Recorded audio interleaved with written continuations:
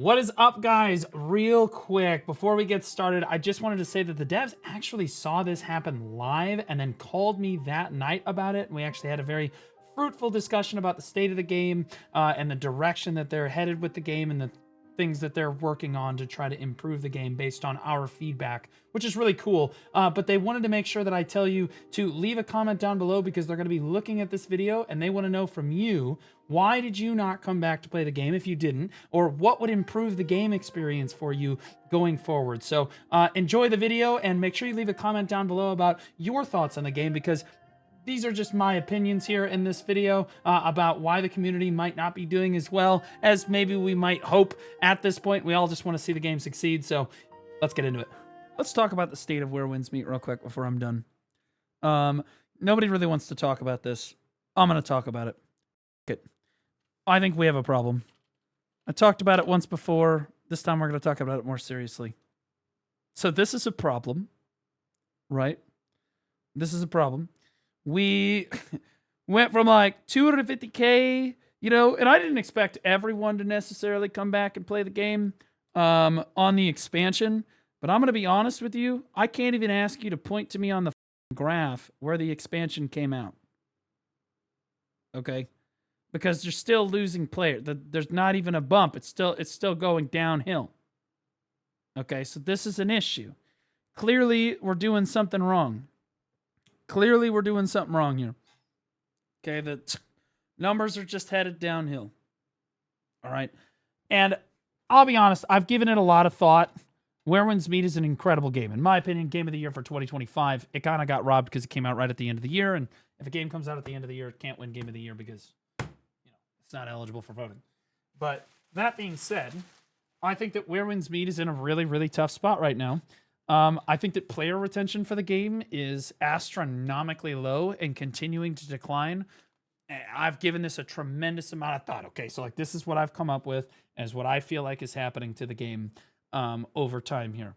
I really do think that the way they manage the game, and I brought this up earlier, especially with gear and progression, has been tremendously mismanaged. And I tried to tell them this while I was in China.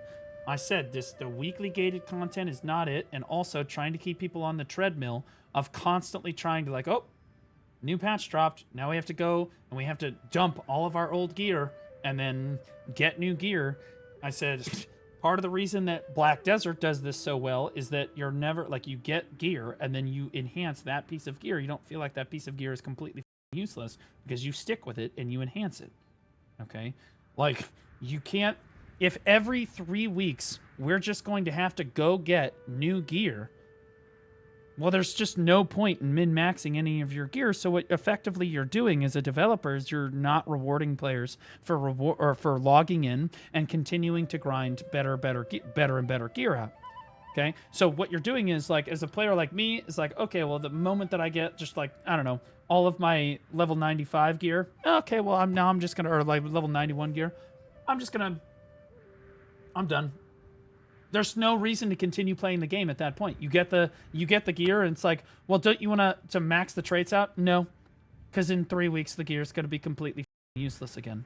And it is this way all the way until I think level 91, where suddenly it's not like that anymore. And I think part of the reason you've lost a lot of players here is because the treadmill for the gear is just absolutely insane. You're like, you finally max out, you get this super cool weapon. Like, look, this is almost a perfect Moblade right here. I love this weapon. It's completely useless. Yeah, it's completely useless. Part of the reason I didn't break through right away is because I was like, well, then I don't have to get new gear. And like, I think you just strongly discourage people from wanting to log in again and progress because they're like, what the is the point of gear anyway? The only reason I'd be logging in is to just experience the quest, right? And there's not a crazy amount of people are necessarily going to do that, right? Now, you can go experience like the bosses and stuff. That's the super fun part. But the problem is you can't really experience the bosses super well if you don't have reasonable gear on. Now, I don't want to say I'm a bit of an expert on gear score here, but I'm going to say I'm a bit of an expert on gear score. I play Black Desert. Black Desert does it super well. I also play, you know, various other MMOs that do gearing really well. You know, I played a lot of classic WoW. I did a lot of Throne and Liberty. And then again, I have the leading gear guide in the BDO community. I understand gear. Okay, I understand what people like about gear, and I've been working with these gear systems for many years. This is not a gear system that I like at all. I do not like having to level up 5 levels and then get an entirely new gear set every single 3 or 4 week period. And I guarantee you that the majority of players are not going to want to grind through 90 levels of constantly having to recycle their gear in order to get to like the end game gear, which finally doesn't get thrown away. I would rather have one Moblade that I got like a yellow Moblade, and then I would like to perfect that Moblade. And then every time I level up, as like if I break through, my levels will, I mean, I can level each individual weapon or armor piece up as I go. So that encourages me to engage with the game. And so like, I do like 2 or 3 of the dungeons or like the bosses or whatever, and then I get a certain amount of EXP that I can then dump into either my one armor piece or one weapon piece, and I can continually level up my gear to the next level. And I can keep my like the ones that I want, I can level those up first, and then it keeps me engaging with all of the content in the game, and it makes all of the content a lot more repeatable. It's not necessarily RNG based, and again, you also are motivated to try to min-max your attributes on your different gear sets, because then you're like, okay, well then I'm gonna stick with this Moblade for a long period of time, okay, and I can min-max the traits on this, and then every time I break through, then I'm just focused on trying to level up the different weapons and the armor pieces by engaging with the content that's already in the game, right? So like, I do think that the progression and replayability of the content has been nerfed into the ground because the progression system for gear in the game is really, really rough. It's easy to get the gear, but that again is part of the issue. So you get the gear, right? And then you're like, okay, well, now it's going to be completely useless in 2 weeks when the next breakthrough happens and I just don't need it anymore. But like, if you were able to get the gear and then you're like, oh, sweet, now I have a Moblade that I can level up at every level, right? And then you can just keep leveling up your Moblade all the time. But it might be level 40, level 45, level 50 before you finally find before you finally get a spear, whatever. But once you get it, once you get the yellow spear, you've got it, and then you can start trying to min-max the traits on that spear as you go instead of constantly throwing it out the window. Again, it gives players a sense of stepwise progression. It also means that you can dramatically decrease the amount of weekly gated content that you have in your game, which is the next thing I'm about to talk about. What a great segue. Great job, Blue. The weekly gated content kills the out of your game. I feel like the only reason that, like, I should not feel this way, but the only reason as a player that I feel like I need to log in is to just spend my energy real quick. You play for 10 minutes, you spend your energy, you log back out again, you're done. That's it. That's the, and then you just don't play anymore. Mainly because you're completely weekly gated anyway. There's no grind involved, and I'm not motivated to continue grinding gear out because it's just going to be replaced soon anyway. So you have weekly gated all of your content, and you've given absolutely no rewards to trying to min-max your gear because it's all going to be replaced immediately. So what this has done is it's put people in a feedback loop where it's like, well, if you stay and you play the game a shitload, you're actually punished because you end up min-maxing a gear that just gets thrown away, and then you feel like your time was all wasted. Okay? And then if you don't play the game, you feel actually more rewarded because then you're like, yeah, if I just don't put in effort, the next level will be here in a few weeks anyway. So you just don't encourage people to log in, right? I believe this game has more content than just combat. The content is the combat. The primary content is the combat. And I do think that that's the next thing I'm going to talk about, but I'm not done talking about this weekly gated shit. So like, yes, we have a lot of menus, but I'll be honest with you, players can get around the menus. The menus are like, whatever. Sure. Whatever. Nobody gives a shit about it. Like, yes, they're confusing, but I'll be honest with you, as a player, I can get through rough menus. I can, okay? Like, it is what it is, okay? I think that you're constantly, even your events are like cycling at such a speed that it's all weekly stuff. I don't feel like I'm missing out on events because you have events cycling so frequently that I'm like, okay, well, f it, right? And honestly, your shop, I don't know how you need to switch this. your shop actually needs to have, and I can't believe the words coming out of my mouth, you need to cycle more draw shit in your shop. Like, you need to have, like, I can't believe I'm saying this, but the draw stuff, you need to have more of this, okay? And you need to cycle it way more than once a month. It should be cycled like once every week to 2 weeks. You should be getting like a new gacha. Like once every like 2 weeks, you should be cycling this for a new gacha, because that keeps people engaged with the cosmetics. I'm going to be honest, you just make more money. Now, I understand if it's difficult to come out with those cosmetics, that's one thing. But like, I'm going to be honest, as a player, you would make a lot more money if you just had more draw stuff in the shop. There's so many people that have DM'd me like, yeah, I just don't like what's in the shop right now, so I have to wait like 2 months to get something new in the shop right now. Another big thing, the game's combat is like sex, okay? It's awesome. It's the best part of the game, okay? And I understand that you want to make content and you want people to play the game for something that isn't the combat. And that's great, okay? That's super great. However, we've done a poor job of that, okay? Ultimately, you need to circle back if you want people to make community content in your game, because communities build consistent player bases, all right? And you don't have enough communities within your Where Winds Meet community, okay? You look at any other MMO, which is what you should be comparing it to.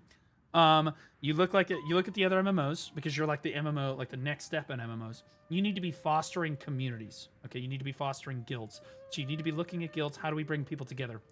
Welcome to combat again, okay? The best way to bring people together in a combat-focused game is to bring people together around GVG content, okay, in this case, or just PvP content in general, okay? You need to allow guilds to beef with each other. You need to allow guilds to create drama and interact in the world with each other in some way. That means that like a 10v10 guild league where the guilds can get ranked would be great. A open world system that encourages GVGs, whether it be like a guild bounty thing where, like, you know, if you're declared war, you could have guild declarations of war where guilds deck on each other, and then every once in a while a bounty will get placed on one of the enemy guild members' heads, and the defending guild has to go defend their guild member and then for a certain amount of time, and then the attacking guild has to go invade and try to kill them for a certain amount of time. The guilds would love that. They would love they would love to just go beat the shit out of each other. It would also be a contest to see who's online. Okay? No, you should not limit it. You should not limit the amount of people that can participate in the PvP game mode. It should be a competition to see which guild can bring more people to the GVG. Okay? That's very, very important. All right? And it's super, super beneficial to you, okay? Because it encourages more people to be online. It encourages a community. It encourages people to get into voice with each other and communicate, which is a big part of building a community in a combat-focused game, okay, and roster. You could also do Mythic Plus, okay, if you want to do a PvE version of this, okay, because that's like a PvP suggestion. Okay, the PvE suggestion for this is to do like Mythic Plus. So you already have like these rotating like challenges and stuff, right? This is arena. Not this. Yeah. So you already have like rotating sword trials and stuff. Give us a way to jack up the difficulty on this, like make the boss not tankier. Give the boss some sort of effect, or be like, hey, you're all gonna lose like health over time, or you're gonna like there's gonna be poison that affects you, and it's gonna get worse over time, and then there's gonna be or there's or the boss. It's not just like the boss does more damage. It's like if you get hit by the I don't know, just anything. You could do anything with this shit. Honestly, if I just open up StarCraft 2, StarCraft 2's got all of this for Co-op Commander. Okay, Blizzard does this really well for Co-op Commander and also Mythic Plus raids. They basically are adding artificial difficulty to the bosses and content that they've already created to make them much more replayable. And in so doing, you can buff the rewards for that content so that people want to reach that higher tier content, and that PvE content becomes challenging. It's a group activity, so they need to do it with each other. It encourages them to come together. You cannot make it so that like they can just do it with like 5 random people. Make people like group up and do it together and coordinate so that they have to get in voice and be like, okay, yeah, we're going to focus. We're going to lock in on this mythic sword trial, right? You need to add like skill effects and just really cool effects to each boss that make them more difficult, that make it really challenging content that people really just have to come together for to do. People love that stuff, right? He's describing affixes. Yeah, those two. That's Lost Ark, right? Yeah. That works too. Okay, so you can do that. Okay. Alternatively, again, you can do the GVG stuff for guilds. That would help people come together. And again, it's about creating communities that mesh, and then a gear system, as I talked about before, that actually doesn't punish you for playing the game more. Because right now you are punished for playing the game more than about 15 minutes. And that is extremely frustrating, right? If the new expansion dropped and it was like, hey, level 90 is unlocked now, or level 95 is unlocked now, and I was like, shit, bro, I gotta get online and start grinding I gotta start doing a bunch of dungeons, and I gotta start doing a bunch of sword trials, and I gotta start killing a bunch of bosses, because that's gonna give me EXP so that I can funnel it into my weapons first, and then I can get my weapons leveled up, and then I can get my armors leveled up, and no weekly gate on it. I can just do that shit as much as I want, and I can just dump the EXP into my gear as much as I want. That is a crisp grind. And all the while, I'm like, yo, I can be rolling for the new gear traits and the new armor traits, the new weapon traits, the new accessory traits, etc. The whole time you're doing that, that is a much stronger gear model that will keep people engaged and running on the metaphorical treadmill for much longer. Okay, they get much more attached to their gear piece. They feel much more motivated to log in. And by not weekly gating the content, you essentially do not punish people for continuing to do this. And I'm sorry. Okay, we tried it your way. All right, you did it your way, where you're just going to do this weekly gated stuff, and it's not working. Okay, I think that you should probably try it my way, at least in one of these things or two of these things. Like this is just going to keep being a problem. This is going to be an issue if you keep doing this. Okay, we still have not stabilized. You're still losing players. Okay, doesn't know the game. Yes, I do. Yes, I do. Okay, I clearly know the game better than you do, because I am at least able to look at the game practically and say, this is why people are not having fun with your game. Okay, this is why it's a very difficult time. This is why you're losing players. Okay, guys, if you keep glazing the game, okay, you're losing players. Okay, if you keep constantly only giving positive feedback in a positive feedback loop, it's like, oh no, you're doing great. No, it's the player's fault. No, don't worry about it. No, that's so great. No, I like that. Yeah, no, this toxic positivity has put companies out of business. Okay, I am being real with them. You know why? It's because I give a shit about the game. I do care. I want to see the game succeed. Okay, I really do. And my concerns come from a player that is a relatively casual to medium style player. I have over 200 hours in the game. I would say that's pretty good. Okay, it's probably close to like 225, 250. I don't know how many hours I have in the game, but that's really good. That's better than most players. Okay, that's better than the majority of players. All right, and I think that I understand the systems well enough at this point. Not perfectly. I'm not going to claim I'm perfect. But my understanding of the systems at 200 hours represents a pretty solid understanding of why people are frustrated and why people are quitting the game, right? You don't necessarily want to listen to somebody that is like a diehard, I'm going to play your game no matter what, because those people very rarely actually understand the struggle of a real player. Perfect example is Choice in Black Desert Online. Okay, Choice and Divios both went to the development team of Pearl Abyss and said that all they needed to fix PvP, and the big thing they needed to fix PvP with in the short term and the long term, was just add a bunch of rewards, make it super rewarding, and that did not work. Okay, like so many times you end up listening to players that don't know what the they're talking about. I do know what the I'm talking about. This is why people are quitting your game. Weekly gated content is not fun. Okay, your gear progression system makes me not want to play the game and actively rewards me for not logging in to play the game. I spend the energy, log out. Even then, if your gear is maxed for this level, why spend your energy? You might as well let your energy stock up and just wait for the next gear level to come out. There's literally no reason for me to go level up, versus, again, the gear system that I explained. I'd have to log in to try to level up each individual piece of gear with, like, I don't know, some sort of EXP system that I could just dump into. And then I can engage with whatever content I want as frequently as I want to grind that gear up to the next gear level, right? Totally doable. It also gives me attached to one piece of gear in particular and allows me to help min-max that gear as I progress through the game. I can see the weapon kind of evolve instead of getting a completely new weapon all the time. Also, again, New players are going to struggle with the ability to reroll, okay, and not understand that they can't, that they're just going to invest tremendously into one way of playing the game. Technically, you can reroll, but what if they just want to go back to what they had before? Now we got to reroll it all back again. What if we want to try the new shit? Now we got to reroll it all over here. It's way too hard. It's too difficult. It's too difficult. Now that's a smaller problem, not that big of a deal compared to the previous items I just discussed. That is not nearly as big of a deal. Okay. The biggest things are your weekly gated content and your gear progression are rough. The biggest thing, and honestly, those are rough.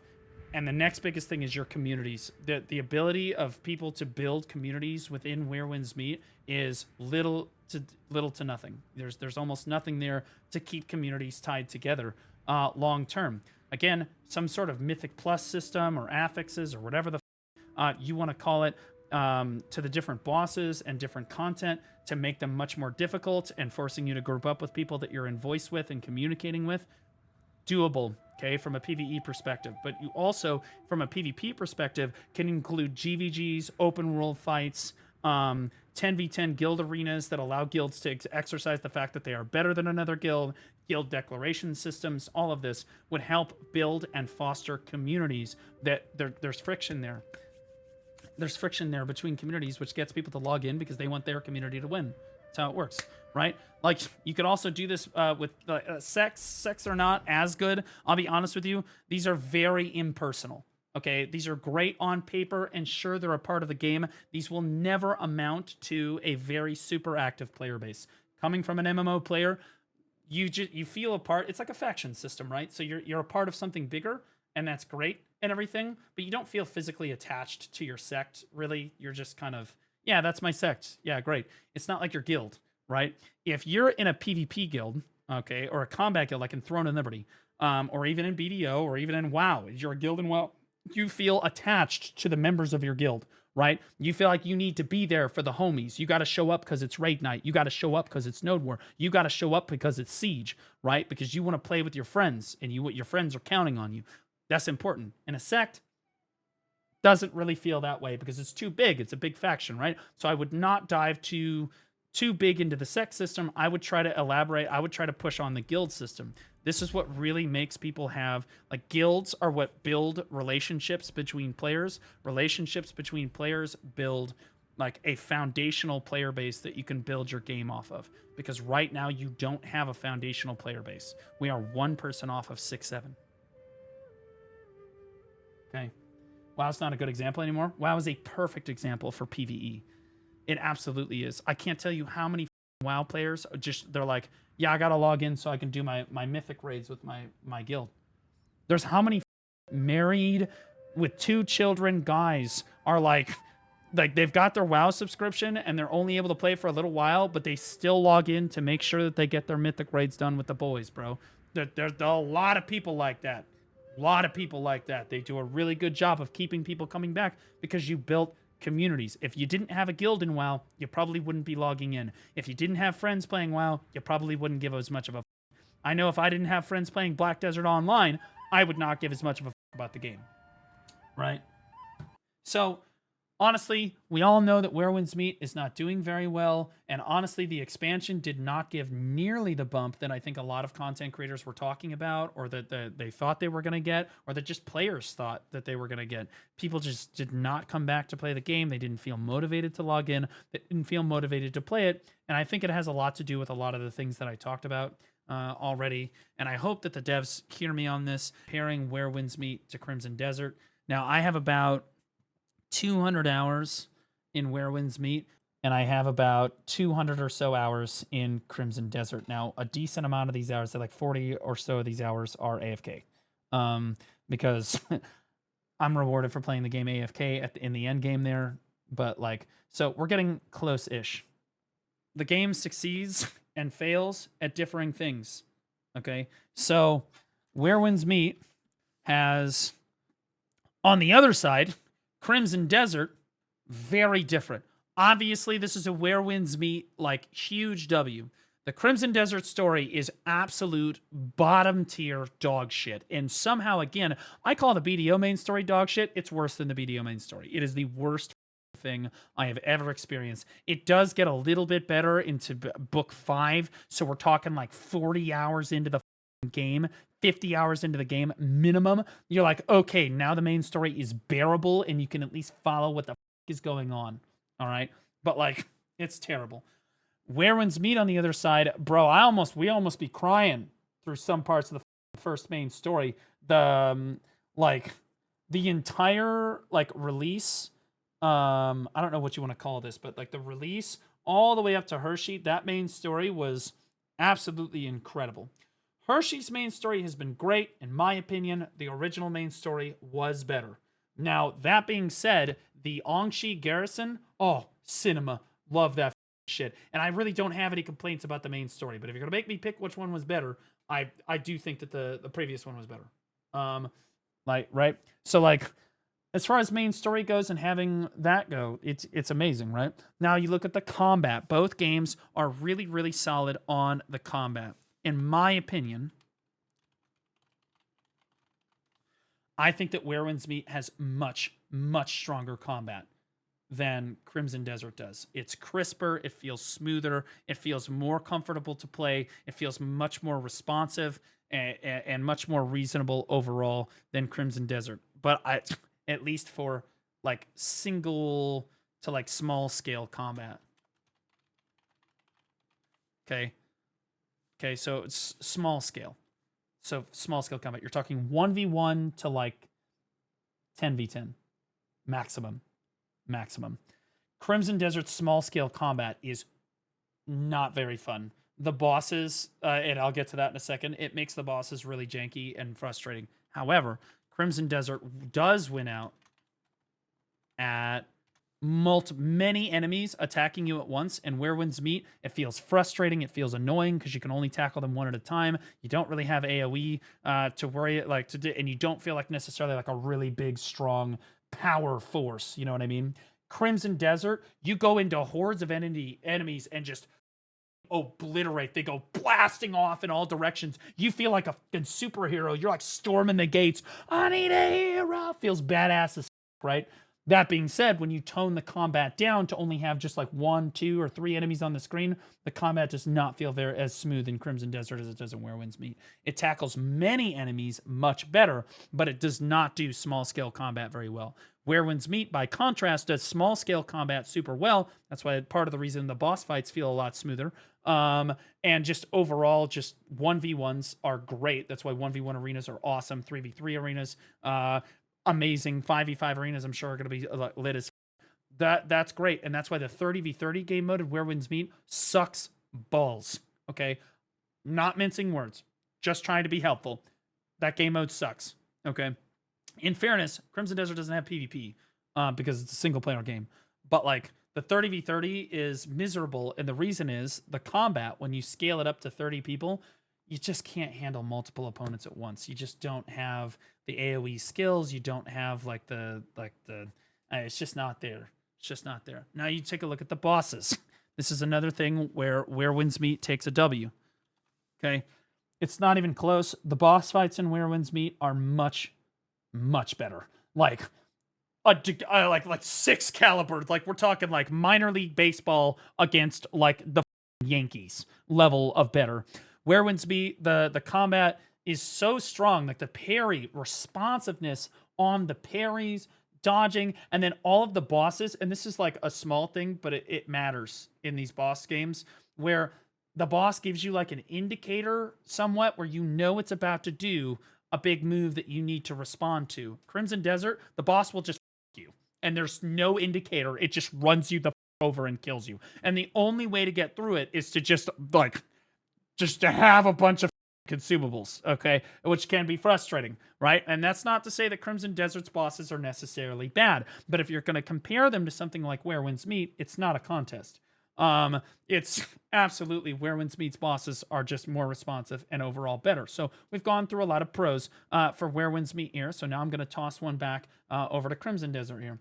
You need to compare. All you need to do is compare the left free and right $70 at the end in comparison. Oh, you want me to do that? Okay, so this is $70. Okay, So Crimson Desert is $70 up front, but all of the cosmetics are free and obtainable through grinding. This adds replayability to the game, okay? Because you were like, oh man, I want to go get that cool grind set, right? But Where Winds Meet, it's free. So free. Okay, but it's not really free. Okay? It's not it's not really free though, because you want the cosmetics to be better. Now, that being said, the cosmetics are not the reason that I play the game. Okay, I think that the way that Where Winds Meet monetizes its game is totally fine, and I think that if you want to, like buy to play, or you want to do like the free to play, there's no pay to win in either game, which is an objective W for both games. That's just an objective pro. We all love no pay to win. That's great, but like Crimson Desert's buy to play for $70, but then everything after that is free, right? It is free so far, but like I'm sure that they're gonna add a shop later.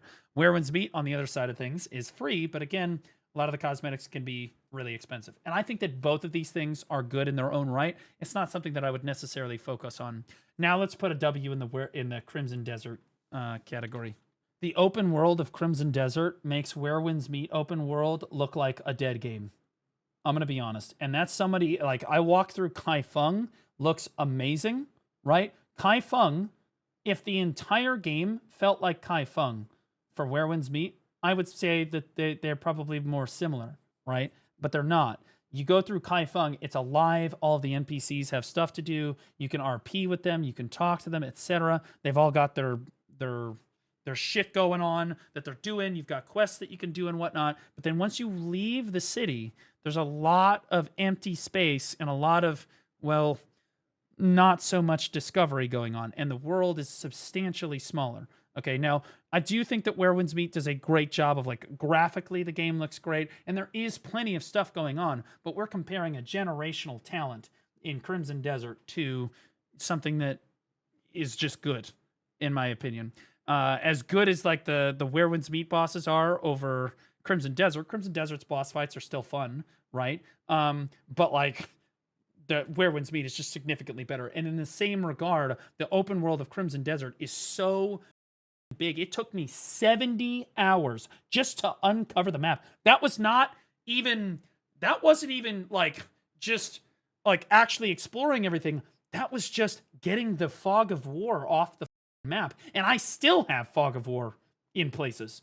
Okay. And so I still have tons to explore in Crimson Desert, and that's 70 hours of just exploration. It's because you stall. I'm not stalling. It's not stalling at all. You just clearly haven't played Crimson Desert. You don't understand how much is in the game.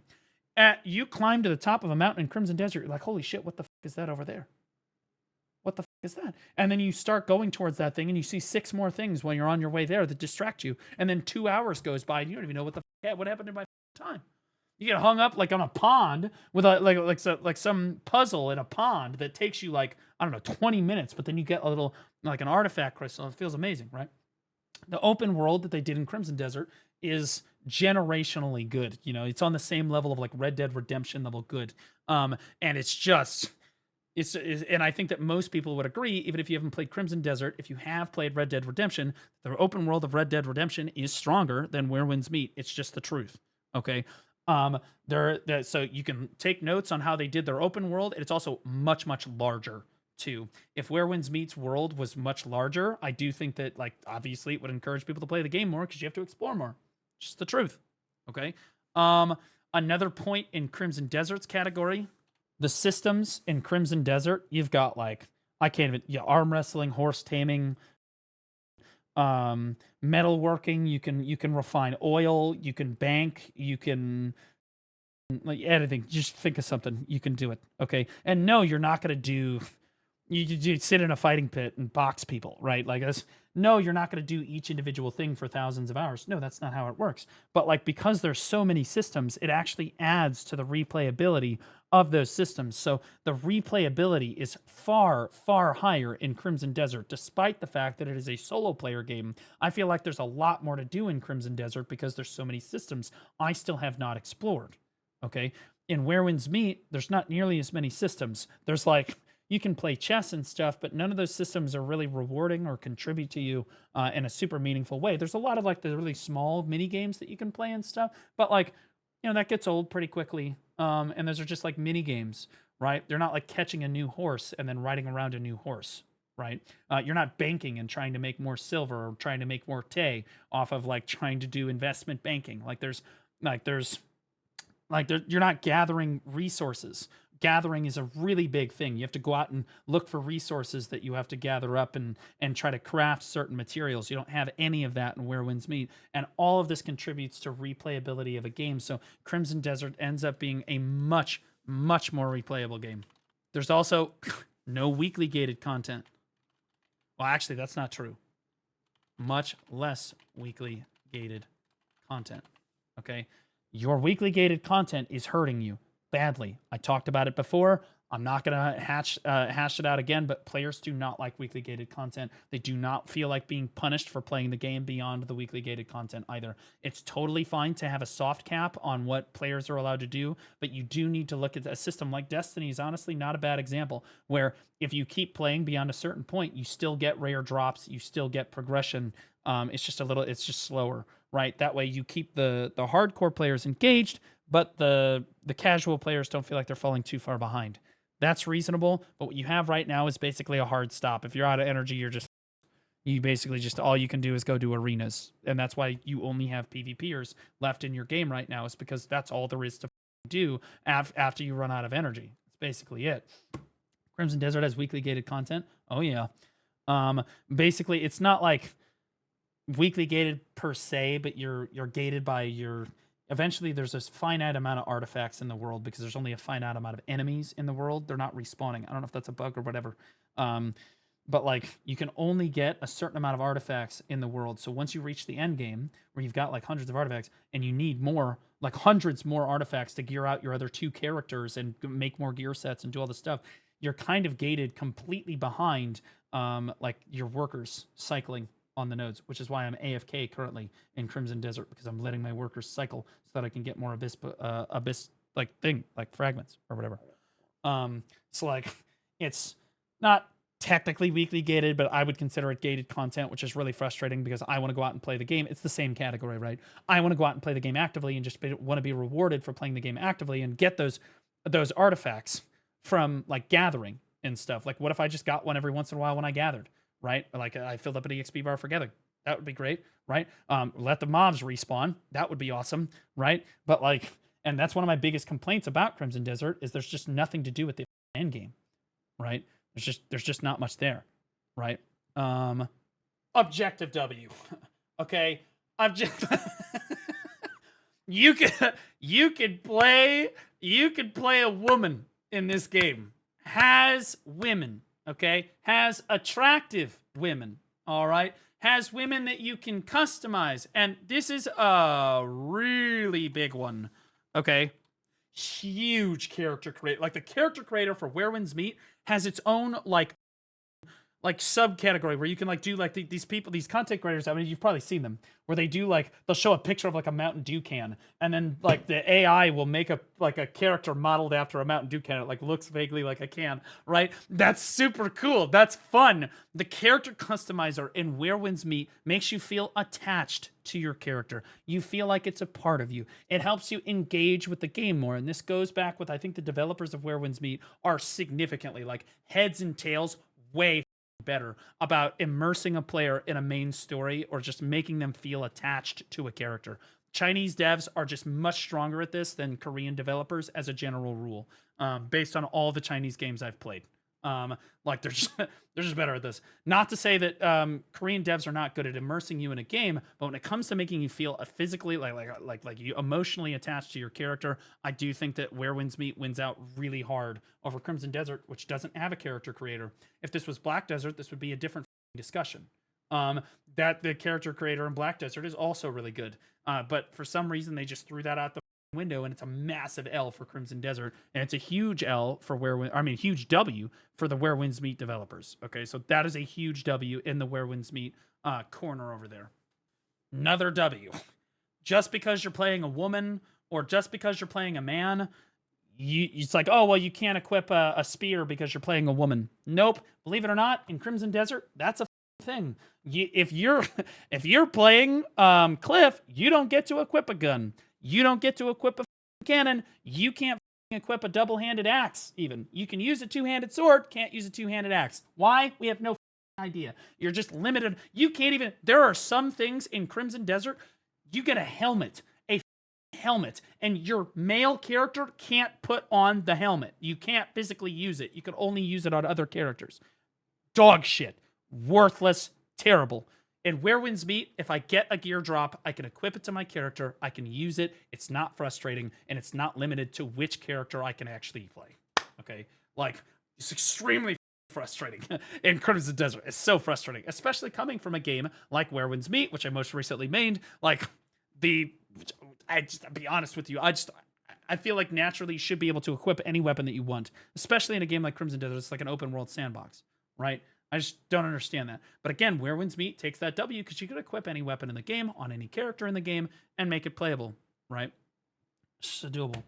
I will say, for what it's worth, cosmetics in Where Winds Meet are better, but they are costly. Money-wise. Cosmetics are better, but they're costly. Okay, and I'm actually going to do this. There we go. Now it's way easier to see, right? So, yeah. Like, I think that overall, these are the big differences between the games. And the replayability, ultimately, the reason you're seeing a lot of people, like the retention rate for Crimson Desert. In fact, I'm gonna turn this off now. I want to show you something important to the devs watching from home. This is your retention rate, okay? Fell off like a cliff, right? Okay, you held on to players in the first few weeks or whatever, but for a live service game, it's literally insane, right? So this is a solo player game. By all respects, Crimson Desert should not have the player retention. Should not have it. Where Winds Meet is a live service game getting active patches every week. The retention on Where Winds Meet should objectively be stronger than a solo player game. A solo player game, you expect to drop off like a cliff after about the first week or two, because people just finish playing the game. But that should tell you the amount of hours that it takes to comfortably play through the entire game. Is it losing players? Yes. 4% of the players in the last 30 days. Wild. Okay. Wild. Absolutely insane. But like, look at Where Winds Meet. In the first month of its release, you already lost 30% of your player base in the first month. Okay. And this is, again, supposed to have better player retention than a solo player game. I should not be comparing these two. And Crimson Desert should not be winning because it's a solo player experience. It should not be winning. That should tell you that you're doing something wrong, which is why I explained at the beginning of the video what I think you're doing wrong with that. It's because Crimson Desert just released a couple weeks ago or so, but has a large amount of things that would probably do with a big map to discover. Exactly. The replayability, and this is what I was talking about before, this is what leads up to this point here, the replayability of Crimson Desert is much, much stronger. Crimson Desert is not a better game than Where Winds Meet. Both of them have pros, both of them have cons. Like, on one hand, one does stuff really well, and on the other hand, the other does the opposite stuff very, very well. They are both phenomenal games that I would both give about an 8 out of 10, which for me is insane, by the way. That's like some of the best games I've ever played in my life. Okay, both of them are great, but the problem is, the difference between these two is that Crimson Desert, which one are you going to end up playing more hours? Probably Crimson Desert. Right? Does that mean it's a better game? No, not to me. Because it's not like going to be like after about 300, 400 hours, I can see myself running out of shit to do in Crimson Desert. So then I'm going to stop. Where Winds Meet, I'm going to trickle my way up to 300 hours. Happy Muncher69 just Probably. resubscribed Maybe for 400 25 hours. months. Dihia trees too, etc., etc. Right. So like, Where Winds Meet has potential to pass it long term because it's a live service game. But like, as far as the first like few months go, Crimson Desert just has the hundreds of hours of replayability that I can see myself playing much more consistently. Like, I find myself logging in to play it more and wanting to play it, like wanting to engage with the world more. Where Winds Meet, yes, it's a few months more old for sure, but in a few months, I would probably log into Crimson Desert still over Where Winds Meet if Where Winds Meet doesn't have any new content. If Where Winds Meet does have new content, I'd probably choose Where Winds Meet over Crimson Desert. But like, that's not saying much, right? Because like Where Winds Meet is a live service game. It should make me want to, and it's a live service game that I absolutely love. It should make me want to log in more, which is why at the start of the video, I explained what I think would make me log in beyond just having a new expansion release and have me retain as a player much more consistently. Okay. Crimson Desert is not a better game than Where Winds Meet. And Where Winds Meet is not a better game, in my opinion, than Crimson Desert. One is multiplayer, one is solo player. And to be honest with you, most of the time, I would put the W in the multiplayer category for Where Winds Meet. Most of the time, I really like multiplayer games, and I think that Where Winds Meet does that really well. However, Crimson Desert mastered the solo player experience so much that I'm really not going to give it a W either way here. Normally, I don't like solo player games as much, but I got to be honest, they did a great job with it. I've been leveling new characters to try new weapons since it's legit easier than transferring inner ways in martial arts. Yeah, and earlier you guys tried to tell me that you can just roll the inner ways in martial arts to new characters. Or, I mean, to, like, you can just re-roll it. Really, if it's so easy, why the f are we making new characters to do that with? Like, what the f are we talking about? Okay? Like, it's way too hard to try to play different weapons in the game. I tried to say that before. Nobody wants to believe me. And you can try to be on Copium all you want, but I'm critiquing Where Winds Meet here. If the developers make bad changes to a game and you just accept them, eventually you get a bad game. That's how it works, okay? And Where Winds Meet has issues. Crimson Desert, Lord knows, has so many issues. Crimson Desert has a ton of issues, okay? Like, I can't even get started. The game can be infuriating sometimes, but it's also a masterpiece, right? Where Winds Meet is a masterpiece, but it has its issues, and you have to be willing to acknowledge where your weaknesses are. I'm showing you the weak points of Where Winds Meet. You got to be willing to accept it from a player that is, you know, a reasonably casual player, right? 200 hours or less is what I would consider 250 hours probably at this point. Under 250 or so hours in Where Winds Meet, I would say that you're a relatively casual player. A Verse, for example, is not a casual player. That dude has over 1,000 hours probably in Where Winds Meet already, right? That's a hardcore player. But for the general player like me, who's going to log in, do the new expansion, experience the story, fight the bosses, and then probably just be done, that's the casual player. And I'm telling you what would help me play the game more. Okay. And if we don't want to take that advice, that's entirely up to you. We can continue going downhill here, and I'll play the expansions when they come out. But I would love to experience Where Winds Meet even more outside of major expansion releases. I just feel like personally, these are the issues that came up for me. I'm sure that people probably do agree with me. I'm sure that some people disagree with me. I'd love to hear what people's opinions are in the comment section, because the developers will almost certainly be watching this video in some way, shape, or form. So let them know, because I'm sure they're going to be looking at it. If you have an issue with Where Winds Meet, or you think they're doing something really well, then I think that you should voice that in the comments section. Anyway, guys, let me know in the comments what you guys think about it. Remember to like and subscribe if you like what you see. We love constantly I love making Where Winds Meet content. I like making the variety content this year is what I've been kind of doing. So like I've been kind of trying to branch out. Very few of my videos now, or less and less of my videos are BDO. Not that I'm trying to get completely away from BDO, but I am trying to be more of a variety gamer kind of streamer. So hopefully you liked the video. Remember to leave a comment. Love you guys so much.